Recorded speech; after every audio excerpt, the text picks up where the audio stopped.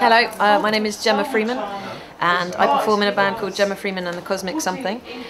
I've been in other bands as well. I'm also part of a band called Landshapes, where I'm a guitarist and songwriter, and my first band was one called The Fucks, which is an art school band which I was part of. The most recent incarnation is my first proper solo project, and sometimes I play solo and sometimes I play with a full band.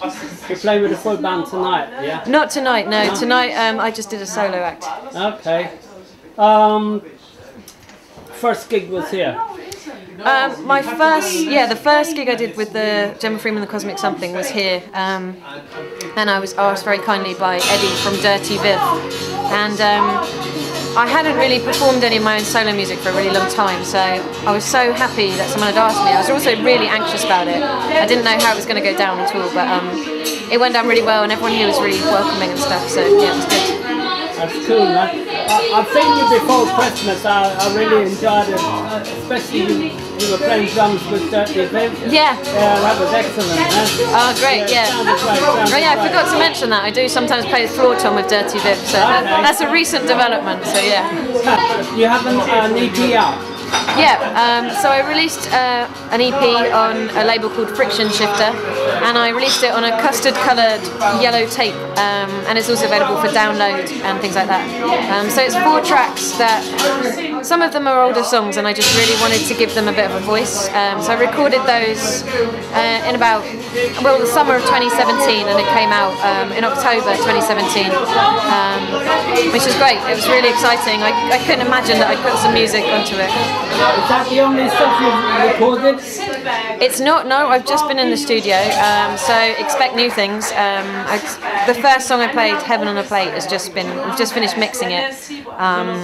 It's quite a difficult song to mix because it's quite a heartfelt song for me, and there's some particular harmonies that we got in the recording that made the producer cry the first time we did it, so we had to mute them as we were mixing and just drop them in at the end because we couldn't get through it. It really made our hearts ache. So some sort of magic note is a little bit like I can't listen. Well, I like the Kinks' Waterloo Sunset, but there's something about the beginning of that when he says "When Terry meets Julie," it's like it just destroys me. And it was kind of like we found that harmony somehow, and yeah. so that should come out hopefully soon. I'm not quite sure how we're going to do it. Like, it'd be nice to get something on vinyl, seeing as the first time I played was in vinyl, and also it sounds much better than tape. But we'll see what we can do. Describe your sound. I'm obsessed with guitars and effects pedals, so I focus quite a lot on that. I look very closely at the tone and timbre of things that I'm doing. It's quite edgy sometimes. If I'm playing solo, it can be quite edgy, punky, but also I like dreamy sounds as well, so I'll kind of get some of those in. There's some slower songs with some dreamy, interesting kind of sections in them. I'm very energetic as a performer.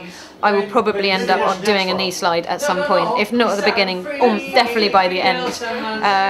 And I love interacting with the audience. I love that kind of energy. I love kind of engaging people. So I like that it's different every time and things like that.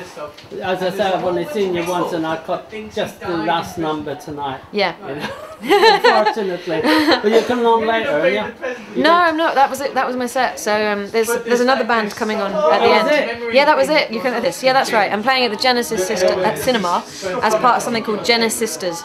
So it's all female-fronted or non-binary people, and that's on the 3rd of March, and that will be a full band show. So I'll have everyone there: synth player, bass, I'm looking drums. forward to that because I've seen Pussy Liquor and a Gutful there. It's not Gutful. It's being run by Loud Women. So Cassie is the guitarist. So Loud Women is kind of like a network of musicians, female identifying or non-binary musicians, and it's a way of networking. And they're also a promotions company, so they do their own nights. So they're doing something in collaboration with the Genesis Cinema. So it's not Gutful. It's a band called Militant Girlfriend and Pussy Liquor and ourselves. Yeah, I've seen them at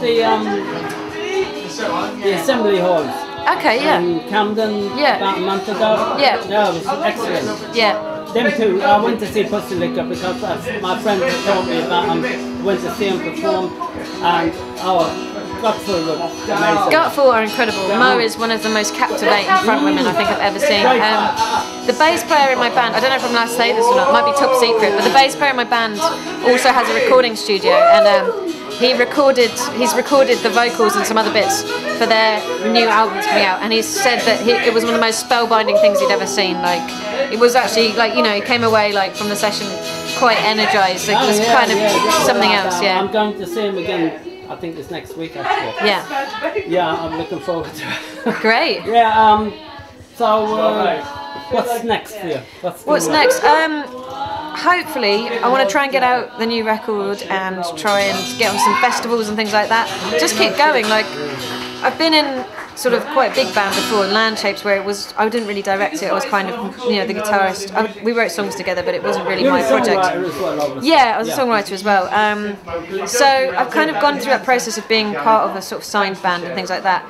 And there are pluses and minuses with that. Like, there is kind of, I mean, it's an indie label, so there wasn't like massive pressure to keep making stuff, but there was also like this kind of expectation that something should perform, and it can cause quite a lot of anxiety if you aren't doing as well as, you know, people you think might be your equals. And I think what is nice with what I'm doing now is I'm quite happy to turn up and just be me and my guitar, even without the effects pedals. The joy of playing songs that I've written, something I kind of was very anxious and shy and hadn't done for a really long time, and a huge change happened in my life where, you know, I was kind of at my very lowest point and I had to save myself, and I started playing music again and writing these songs. And some of these songs kind of literally probably saved my life. Like, if I hadn't written them, I don't know what I'd have done. They had to have some secret place for them to exist, so some of the songs about quite deep personal things. I've kind of gone through that now, and now I can go back to actually just enjoying playing guitar and, you know, really making an interesting sound. So music is amazing. Thanks. It is. Music is amazing. Yeah. The way it is. People. It brings people together. You know, you can do so many. It bonds people. Yeah, it's interesting, and if you're working with the right people, it's so good. It's like it's really kind of heartfelt. It really changes things for you. So I was really lucky. What was kind of a big thing for me, what I didn't really understand before, was if you ask people to help you and you believe in what you're doing, actually more and more people will be part of it and like start doing stuff which I never had the confidence to do before. I kind of didn't think what I did was interesting or worthy or something, but then actually the more you kind of tell people about things, the more things happen. So that's kind of going to be my general vibe, and try and see where we go with that, I guess. How long you playing music? How long you? I taught myself guitar when I was like 15 by listening to a T-Rex tape. So my mum had a T-Rex tape, and he famously only knew like apparently 7 chords, so it seemed like a good place to start. So it mostly seemed to be around E, a lot of E and A in Mark Bolan's songs. But he's got such kind of passion, and the way he delivers it doesn't matter. You don't notice, and you don't realise. It's so clever the way he arranged songs and things like that. It works really well. So that, and then David Bowie is like a massive influence. Never seen him. I'd like to have seen him, but never got the chance. Yeah. So yeah, I just kind of, when I taught myself how to play guitar, then that was how like I managed to kind of start expressing myself and stuff like that. I was very bad at violin. I was taught violin, but it wasn't very inspiring. It didn't relate to me in any way, because that music is not the music I listened to. So when I finally got an instrument that kind of made the same sounds as the things that I was impressed by, then that's when I really had a connection. And also like the fact that guitar is like a thing that resonates and vibrates against you. I had a very big Les Paul. I learnt on not Gibson, like a crap copy of a Les Paul. The strings were about an inch from the neck. I mean, I really had to work to make it sound like anything. But it was an incredibly resonant instrument. It was a K Les Paul copy. And there's something about that that's really nice. It's really comforting at the time, like when you're lonely and a bit weird as a teenager, and you can make something that sounds nice and you kind of can feel it. It's like you can feel it as well. It's really important, I think. Like, yeah. Give us your list of gigs for the next month or so. A list of gigs for next month. Okay, all right. I'll try and remember. So tomorrow I'm playing at the Queer Arts Weekender, which is in Bermondsey, a cafe, but I can't remember what the name of it is, unfortunately. On Sunday I am playing in Leeds at Youth Anthems, and that's on Sunday in the afternoon. So I think that's sold out. That's playing to young people, and then I've got one at Folkestone on the 17th at Lime Bar. Yeah, I'm trying to get around the country. I'm trying to get out of Deptford a bit. Then on the 23rd, I'm playing something called Butch Please, which is at the Glory, which is in Shoreditch. Then the 3rd of March is Jenna Sisters at the Genesis Cinema, and I think that's it. Oh, and then 3rd of May, I'm playing at, oh my goodness, what's it called? It's where all the architects are. The Slaughtered Lamb. I'm playing at the Slaughtered Lamb on the 3rd of May. So that's what I've got so far, yeah. That's only a start for you. Yeah. Thank you. Gemma, it's been a pleasure to meet you. Really nice to speak to you. Thank you.